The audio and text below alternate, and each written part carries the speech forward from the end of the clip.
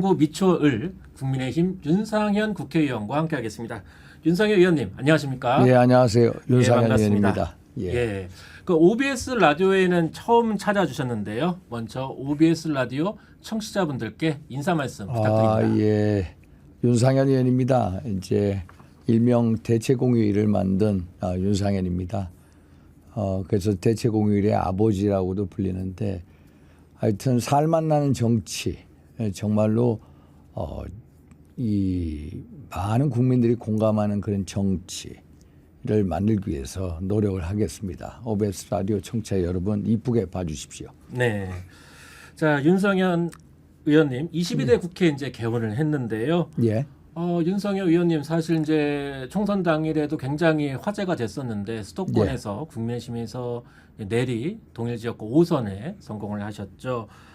명시상부 국민의힘 이제 대표 중진이다 이런 말들도 있는데 사실 이번 총선 복귀해 보면은 수도권에서 국민의힘 굉장히 어려웠는데 이렇게 동일지역구 수도권에서 내리 5선을 하게 된 비결 좀 어떨까요? 좀 어떻게 해서 이 수도권에서 이렇게 5선 국민의힘으로서 좀 당선이 됐습니까? 사실 국민의힘 공천은 12년 만에 처음입니다. 그렇죠. 예. 4년 이력을 보면 좀 전이나 그렇죠. 4년 전이나 8년 전이나 전부 무소속 출마해서 왔고요. 네.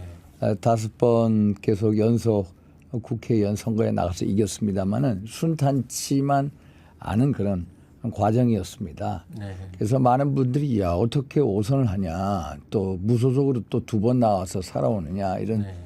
의문점, 의구심을 또 이제 질문을 많이 하는데 저는 가장 중요한 게 정치는 진정성이 가장 중요하다고 생각합니다. 네. 진정성.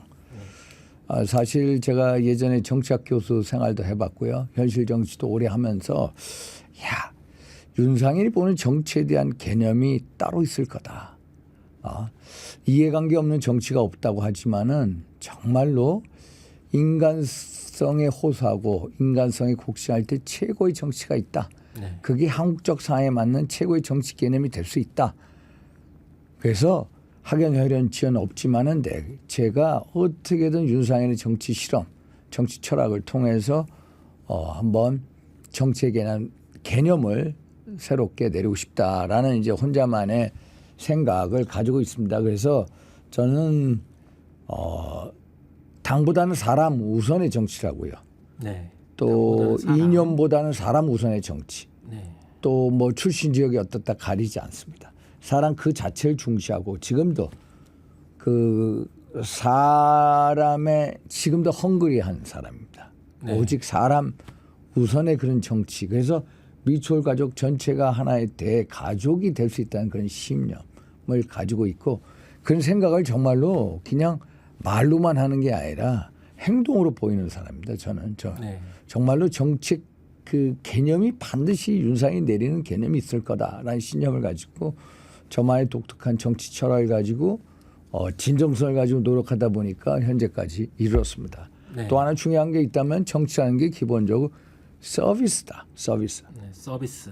서비스업에 있다. 그래서 내가 먼저 지역 주민이나 국민을 상대로 서비스를 제공하는 것이지 주민분들이 먼저 오기 전까지 기다리지 않는다. 먼저 제가 서비스 제공자로서 먼저 다가선다. 네. 그래서 이러한 어떤 진정성의 노력의 결과가 아닌가 이렇게 생각을 합니다. 네. 그래서 그럴까요? 이 사람을 중시하고 예. 이 정치를 어떻게 보면은 권위적인 것이 아니라 제가 서비스를 해드릴게요. 예, 이런 예, 자세로 맞습니다. 이 지역 구민들도 만나시다 보니까 예. 뭐 공약 이행률도 뭐 최상위권 예, 1위도 예. 차지하고 계시고 또 이제 지역구에서 별명이 민원왕이시라고요. 예. 민원왕이라고 하셔서 그만큼 이 소통도 중요시 여기시고 주민과의 약속을 항상 기억하시면서 실천을 하신다. 예. 그렇기 때문에 사실은 그렇죠. 뭐 국민의힘으로서 5선뿐만 아니라 무소속으로 당선이 수도권에서 되는 일이 굉장히 어려운데 아마 그만큼 아주 촘촘하게 예. 이 소통과 이 어떤 지역 국민과 약속을 좀 지키셨을 텐데 자, 좀 볼게요. 그 때문에 이제 지역 관리는 좀 어떨까 궁금할 것 같아요. 지역 관리요? 예. 뭐 저는 무조건 진인사 대천명이고요. 예. 이제 지역 관리하면 열심히 합니다. 예를 네. 들어서 뭐 몇 사람 모임이 있어도 쫓아가고요. 또 아침 일찍부터 밤늦게까지 하고 또 중요한 거는 뭐냐면은 이제 사람들 만났을 때 여러 가지 서비스 제공하는 측면에서 네. 이제 여러 가지 노력들을 합니다.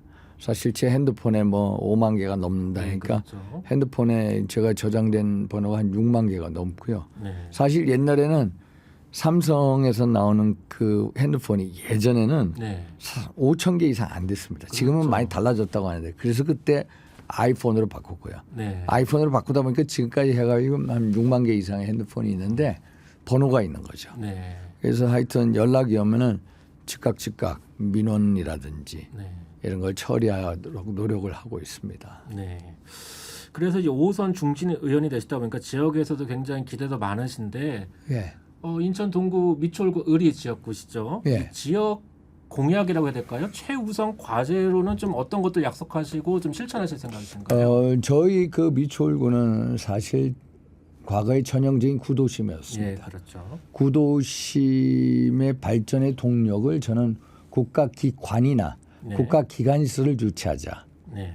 그래서 인천에 국립보훈병원이 없습니다. 보훈병원이요. 국립보훈병원이 없습니다. 서울, 부산, 대구, 광주, 대전에도 있는데 인천에만 없습니다. 그래서 저희 지역에 국립보훈병원 인천이죠. 인천보훈병원을 유치를 했고요. 네. 군부대가 나가고 그 자리에 이제 보훈병원도 유치했고 또 저희 지역에 관통하는 경인선 제1 경인선이죠. 네네. 경인선의 제물포 급행열차가 한 3, 40년 동안 최대 수건 사업이었습니다. 그래서 2016년도인가 또 제가 제물포 급행열차를 정차시켰고요.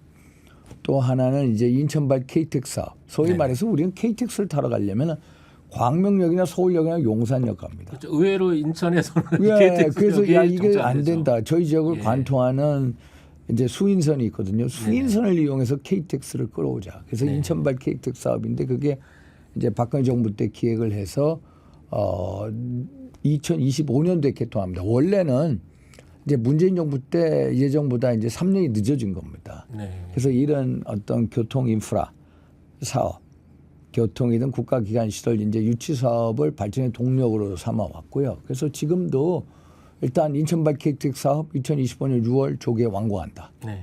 그렇죠? 또 경인선이 있습니다. 우리 네, 경인선. 경인선 지하화시킨다. 지하화 특별법을 장애에 통과시켰습니다. 그래서 경인선을 전부 지하화하고 그 상부처에다가 이제 복합시설이라든지 공원을 놓자. 또 그리고 경인고속도로 아시지 않습니까? 네네. 경인고속도로는 빨리 일반 도로화. 지금 경인고속도로 옹벽이 인하대역 주변부터 5월 달부터 이제 헐리기 시작하거든요. 네, 옹벽이 그래서 옹벽을 철거되는군요. 빨리 예. 철거하고 그리고 가운데다가 공원을 만들고 옆에 이제 일반 도로하고 특히 인하대 병원 용현동 기점이죠. 경인고속도로 기점부터 주안산업단지까지 한 5.5km 되는 구간에 지하차도를 만든다. 네. 또 저희 지역에 수인선이 지나갑니다만 어디 예를 들어서 이제 그 저희 지역을 관통하는 또 지하철 4호선을 만들자. 이게 도시철도 4호선입니다. 네. 그래서 중구로부터 이제 옹진군청으로부터 시작해서 또 인하대역, 법원역, 또 뭐 문학동을 거쳐서 터미널역, 신세계 터미널로 가는 도시철도 4호선을 만들자.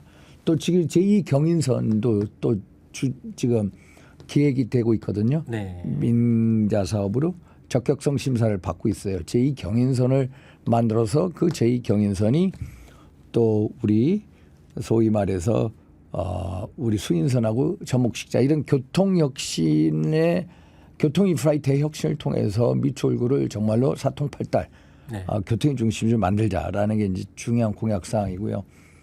또 하나하고는 저희 이제 그 용현 이동 용마루 지역에 초등학교가 없습니다. 초등학교를 네. 신설하자. 이게 이제 사업이 지금 이제 제가 반드시 만들겠다고 하는데 지금 중앙부처하고 뭐 여러 얘기하는데 잘 진행이 되고 있고 또 하나는 문학산이 있습니다만 여기 문학산에 이제 국립 산림 단지를 만들자 이런 거. 관교동에 이제 승악산이 있습니다. 승악산에 예비군 훈련장을 거기가 이제 나가기 시작하거든요. 올해부터. 이전이 되는군요. 이전하면은 거기에다가 이제 또 가족 친화 공원을 만들자 이러한 이제 네. 이제 큰 공약 사항들이 있습니다.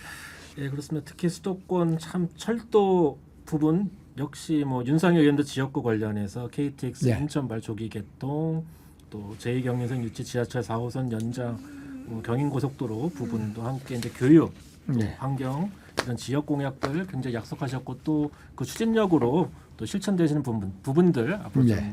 기대를 갖고 지켜보도록 하고요.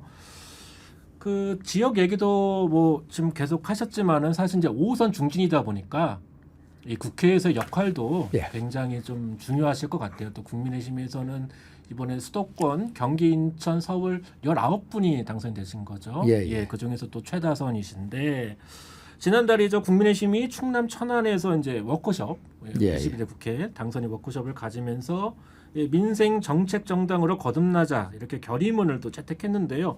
우선은 집권 여당으로서는 민생 국회라는 부분 굉장히 강조할 수밖에 없는데 21대 국회 사실 지난 역대 국회에 대한 평가는 정말 뭐 국민분들 후하게는 쳐지지 않으시죠. 뭐 역대 국회 항상 다짐을 하시는데 22대 국회는 정말 민생 국회가 될까요?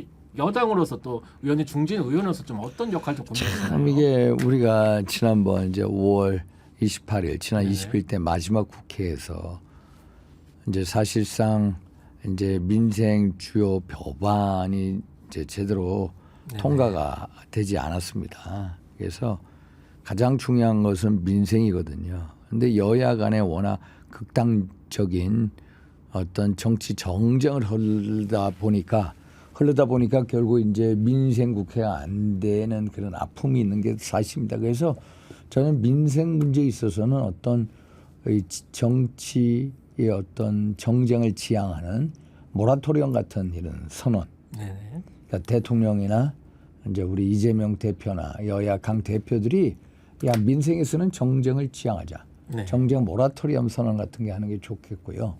또 하나 중요하다면은 예를 들어서 어떤 우리 대통령이 지난 4월 29일인가 이재명 대표하고의 그 회담에서 네네. 밝혔던 민생 협의체를 만들자. 네네. 여야정 민생 협의체를 구성하는 것도 하나의 좋은 방법인 것 같고요. 또 특히 이제 서로 지도부 간에 여야 간의 지도부 간의 극단적인 어떤 이 투쟁, 사실 지도부에 있으면은 각 이 당 대표 주자로서 싸울 수밖에 없습니다. 그래서 저희 같은 중진 의원들이 해야 할 공간이 뭐냐면은 서로 싸움보다는 어떤 대화, 또 아니면 이제 정쟁보다는 타협하는 그런 문화, 네네. 또 그런 분위기 조성을 위해서 어떤 중진 협의체 이런 걸 만드는 게 어떻겠나. 그래서 이런 생각을 지금 이제 민당에 있는 의원들하고 몇몇 분들하고 공유를 하고 있습니다. 네. 중진협의체 구성 어떻게 예. 국민의힘 윤상현 의원님, 민주당 의원분들이나 이 야당하고 좀 어떻게 소통이 좀 잘 되는 의원들 저는 많이 아주 계신가요? 잘 되는 편입니다. 예. 저는 아까 말씀드린 것이 당 보고 정치 안 하는 사람이거든요. 예. 사람 보고 정치하기 때문에 제가 네. 아주 대화가 잘 되는 편입니다. 예. 그 5선의 내공을 한번 기대해 보겠습니다. 감사합니다. 예. 그 민생 얘기 좀 더 해보면 예. 사실 이제 연금 개혁 문제 사실 21대 국회 지난 국회에서 그 마무리가 못됐죠. 예. 예. 그래서 22대 국회로 지금 공이 넘어왔는데 지금 윤상현 의원님 보니까 민주당이 제안한 모수 개혁안 뭐 이 부분에 대해서도 좀 긍정적으로 좀 뭐 생각을 하고 계시다는 이런 모수 좀 얘기 개혁 긍정적으로 생각하고 나오는데 있습니다. 이 국민연금 개혁 네. 뭐 정말 누구나 해야 한다고 생각은 하지만 이제 구체적인 방안에 대해서 이견이 많은데 의원님께서는 정말 어떤 방향으로 이 개혁이 되면서 이 법안은 어떤 프로세스 신속하게 좀 처리될 수 있다. 뭐 본인만의 좀 프로세스 어떻게 좀 생각하고 계신가요? 그 이제 국민연금 이 문제요. 이제 네네. 국민연금 개혁 특위를 2022년 7월달에 만들었습니다. 네네. 그래서 지난 21대 국회에서 28일 날 이것을 꼭 연금 개혁안을 통과시켰는데 통과를 못 네, 시켰습니다. 못했죠. 그러다 보니까 이제 여야 간에 이제 솔직히 말씀드려서 마지막 타협을 둘러싸고 모수 개혁만 하는 게 좋냐 아니면 모수 개혁 플러스 구조 개혁까지 하느냐 이런 거 가지고 서로 논쟁이 있었는데 사실 국민연금 개혁 법안이 하루 늦어지면은 그 미래 세대에 대한 부담이 1,100억에서 1,400억입니다. 아, 정말 어마어마합니다. 1년이면 50조 원입니다. 50조 원의 이 미래 세대에 부담을 짓는 게 국민연금입니다. 그래서 빨리 국민연금을 개혁해야 됩니다. 그런데 모처럼 만에 좋은 기회를 온 거예요. 네. 국민의힘과 이제 민주당이 그 소위 말해서 국민연금의 보험료율을 9% 1998년부터 90%가 돼 있었는데 네. 9%에서 13% 올리자. 네. 그리고 40% 소득 대체율을 우리 국민의힘은 43%, 민당은 45%.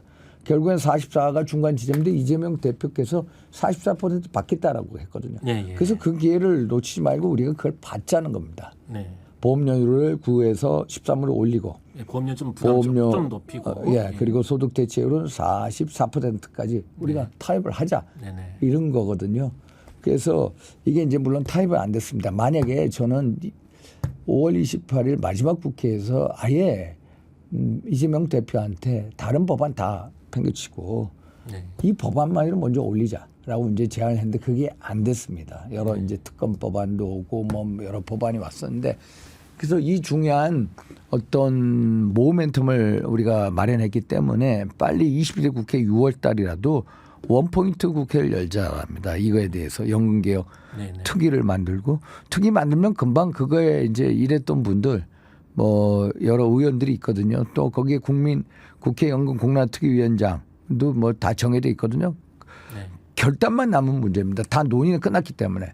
그래서 빨리 원포인트 국회를 열어서 소위 말해서 국민연금 그 특위를 다시 짜자. 네. 그리고 또 바로 우리가 그 모수개혁만이라도 통과시키자. 네. 그러니까 우리 지도부에서는 모수개혁 플러스 구조개혁까지 올해 말까지 다 하자라는데 그게 쉽지가 않습니다. 일단 모수개혁이라도 해서 우리가 제시한 기준점을 중심으로 해서 구조개혁으로 가야지 모수개혁도 하고 구조개혁도 동시에 다 만족시키기가 쉽지 않은 문제다. 그래서 모수개혁 먼저 하고 그다음에 구조개혁으로 가자. 네. 6월 달에도 하자. 이런 입장입니다. 그렇죠. 사실 이제 국민연금 개혁, 뭐 국민들 민생을 위해서 정말 시급한 법안이고 일단은 여야가 이견이 없는 부분부터 좀 처리하자는 이런 의견이신데 사실은 지금 뭐 여야 간의 첨예한 이슈들이 굉장히 많아요. 많습니다. 뭐 특검법들 많은데 민주당에서는 이번 국회 1호 법안으로 이 최상병 특검법을 발의하면서 사실 여야 간의 지난 국회에 이어서 굉장히 또 충돌이 좀 예상되는데 이 최상병 특검법 뭐 국민의힘에서는 글쎄요 뭐 여전히 뭐 일부 의원님들 좀 이견도 좀 있는 것 같은데 향후 정국에 좀 계속 어떻게 될까요? 정쟁이 격화되는 양상으로 갈까요? 이 특검법을 놓고 좀 어떻게 보십니까? 이제 이 특검법 최상병 특검법이 지난 이제 28일 날 부결이 됐습니다. 네네. 전체 국회의원이 294명 모였고요. 네. 거기서 이제 통과되려면 196표가 필요한데 찬성표가 179표였고요. 179표였죠. 반대가 111표. 네. 그리고 이제 기권. 무효표가 4표였습니다. 네. 그래서 이 법안이 이제 결국 그 부결이 됐습니다만 다시 또 이것을 이제 다시 20대 국회에서 재발의한 거고 그래서 일단은 이제 공수처에서 정말로 매일 왕성하게 수사를 하고 있습니다. 이 사건은 네네. 사실 그래서 아마 2, 3개월 내로 공수처 수사가 마무리될 겁니다. 제가 보면 한 3개월 안으로 공수처 수사가 마무리되면은 마무리돼서 만약에 이제 한 점의 의혹이 남는다 하면 이것은 당연히 대통령께서 말씀하셨지만은 이제 특검을 수용하겠다 했으니까 특검으로 가야 된다. 이게 사실 이게 지금 현재는 공수처가 계속해서 수사를 하고 있는데 이것을 수사를 그만두고 이제 특검으로 가자는 거거든요. 네네. 그래서 이거는 좀 절차적으로 아직까지는 공수처를 한 2, 3개월을 한번 지켜봤으면 하는 그런 생각을 가지고 있습니다. 네, 이 공수처 수사를 좀 더 지켜보자 이런 부분인데 어떻게 민주당 의원님 뭐 아까 윤석열 의원님 뭐 민주당 중진하고 좀 대화가 된다고 하는데 사석에서 말씀하실 때는 좀 어떻게 서로 좀 합의점 좀 있을 것 같습니까? 어떻습니까? 이거는 뭐 이제 서로 어떤 현상에 대해서 바라보는 바가 이제 다르기 때문에 좀처럼 이제 협상의 물꼬를 트기는 쉽지는 않아 보여요. 네. 사실 이제 우리가 2022년 7월 달에 군사법원법이 바뀝니다. 네네. 군대 내 어떤 성폭력 사건 아니면 사망 사건에 대해서 관할 법원이 군사법원에서 일반 법원으로 넘어옵니다. 네. 그러면 해병대 수사단장은 엄밀히 이 사건에 대해서 군대 내 사망 사건이기 때문에 수사권이 없습니다. 민간으로 이제 이관이 민간으로 이관이 돼 수사권이 수사권이 없는데 수사 수사권을 초월해서 이제 그 해병대 수사단장이 법률적 규범적 판단까지 했다는 거거든요. 네네. 그래서 이 범적인 판단 면에서는 너무너무 차이점이 다릅니다. 야당에서는 그 수사라고 하고 여기는 수사가 대상이 아니다. 되느냐 안 되느냐 이 부분도 예. 좀 다르군요. 사실 자체가 법률적으로는 이제 수사 대상이 안 됩니다. 네네. 근데 박정우 수사단장이 이제 수사라고 해서 이제 이런 식으로 진행을 했는데 군사법원법을 저는 참 이상해요. 네. 군사법원법 바뀐 거를 몰랐던 것 같아. 네. 예? 박정우 수사단장이나 이제 또 뭐 장관도 그렇고 군사법원법의 관할권이 경찰로 가기 때문에 경찰이 수사를 해야 되는 거거든요. 네. 그래서 이게 이런 식으로 이제 진행된 거에 대해서 법리적으로 너무 다르게 보고 있다는 거. 네네. 우리 국민의힘과 민당이 법리적으로 이 군사법원법에 대한 해석, 일단 관할권, 네네. 또 박정우 수사 대장의 그간의 행위들에 대해서 완전히 다른 판단과 근거를 갖고 있기 때문에 이게 좀처럼 쉽게 근데 특검으로 타결되기 쉽지 않을 것 같다는 그런 생각 듭니다. 네. 참 전국 현안들 참 많습니다. 지금 최선배 특검법 부분도 있는데 좀 윤석열 의원님께서도 또 다른 좀 특검법을 좀 발의했다 얘기를 들었습니다. 이제 문재인 전 대통령 일가에 대한 이제 검찰 수사 부분이 좀 있는데요. 문 전 대통령 전사위, 문다혜 씨, 김정숙 여사 등에 관련해서 여러 의혹들이 나오고 있고 의원님은 이걸 좀 특검으로 좀 해소를 좀 해야 된다 이런 입장이시죠? 어떻습니까? 말씀해 최상검 주시죠. 특검은 이건 다른 게 뭐냐면은 네네. 이거는 이제 경찰에서 뭐 옷값 문제에 대해서 수사를 벌써 2년이 넘었습니다. 네네. 2년이 넘었는데 이거에 대해서 뭐 아무것도 나온 게 없어요. 네네. 아예 이제 하는지 안 하는지 모르겠다는 겁니다. 네네. 수사가 진척이 안 된 거 있고 또 이게 기본적으로 이제 그 대통령 부인하고 관련된 문제예요. 권력형 비리 쪽에 어떤 의혹이 심각하거든요. 네네. 그래서 이런 경우에 이제 특검을 도입을 해야 된다 이런 생각이고요. 사실 이게 불을 붙인 게 문재인 대통령의 회고록입니다. 예, 예. 문재인 대통령께서 회고록에 2018년 11월 그 김정숙 여사의 타지마할 방문건에 대해서 정상 배우자의 첫 단독 외교였다 이렇게 예, 얘기해요. 그 단독 외교가 아니라 이제 소위 말해서 외유였고 혈세 관광이었고 버킷리스트 외유였다는 거거든요. 네네. 사실 오늘도 뭐 여러 가지 자료가 나옵니다만 그게 그 지방 정부의 행사입니다. 2018년 7월 달에 대통령 부부가 인도를 갔다 왔는데 네. 11월에 또 가요. 네. 이제 김정숙 여사께서. 그런데 비행기 전용기를 띄우고 청와대 회장을 달고 가요. 36명이 타는데 원래는 강경화 외교부 장관을 초청했는데 못 간다고 하니까 도정환 문체부 장관이 가고 그랬고 문체부 장관이 정부 대표단이고 그리고 특별수행원으로 영부인이 따라가시는 거예요. 네네. 그런데 회고록에 뭐라고 했냐면은 이분이 이제 대표로 갔다는 거예요. 남편이 못 가니까 부인이라도 보내달라 해서 이제 그 김정숙 여사가 갔다는 건데 네네. 원래 문체부 장관이 갔으면 2,600만 원 들어갈 예산이 3억 7천만 원까지 뜁니다. 네. 그런데 3박 4일 동안 36명이 갔다 오는데 기내식 비용이 6,292만 원이 들어갑니다. 네. 6,292만 원 3박 4일 동안. 이거 어떻게 보십니까? 6,292만 원. 네. 그러니까 4인 가족의 5년치 식사 비용을 기내식 3박 4일 동안 먹는다. 도대체 어떤 밥을 먹길래 이런 게 있습니까? 이건 국민적 의혹의 대상입니다. 네. 이거 말고도 2018년도에 G20 아르헨티나 이제 G20 정상회의 갈 때 또 체코 남쪽을 가는데 저기 북쪽 가가지고 이제 그 대통령 없는데 체코 네. 대통령 없는데 거기를 갔다 가고 또 이집트 피라미드 여행을 가고 2020년 1월 달에는. 그래서 이 관광 이 외유 의혹이라는 게 어느 정도냐면은 역대 대통령 부인들이 임기 중에 외국 갈 때 보통 24, 5차례입니다. 예, 예. 김정숙 여사는 코로나 때문에 여러 가지 봉쇄가 있고 여행 제한이 있지 않았습니까? 그런데도 이분은 48번을 외국 가셨어요. 한 2배가량. 2배입니다. 예. 48번. 그리고 또 하나 문제는 뭐냐. 한국 납세자 연맹하고 계속해서 문제가 되고 있고 이것도 경찰청에서 수사를 잘 안 하고 있는데 뭐냐면은 이제 대통령 부인의 옷값 논쟁입니다. 네. 옷값이 정말로 개인 사비로 치른 거냐. 심지어 대통령 부부는 뭐냐면 칫솔, 치약값도 다 사비로 한다라고 얘기를 했거든요. 근데 치약 칫솔값에 이거는 옷값은 납세자 연맹에서 하는 얘기는 이게 분명히 사비가 아니라 국비 쓰는 정황이 나온다. 세금 쓴다. 그래서 정보 공개를 청구를 했고요. 네네네. 또 이거에 대해서 또 이제 정보 공개를 이제 해야 된다 하다가 2심에서는 또 각하고 그랬는데 사실 이 옷값 논쟁이 심지어 들리는 얘기에 의하면은 국정원이 직무감찰까지 했다는 겁니다. 이 국정 해외 파트에서 옷값 대납 의혹에 관련된 건지. 그래서 이런 어떤 누리꾼들의 얘기에 의하면은 옷을 무려 한 178벌의 옷을 입었다.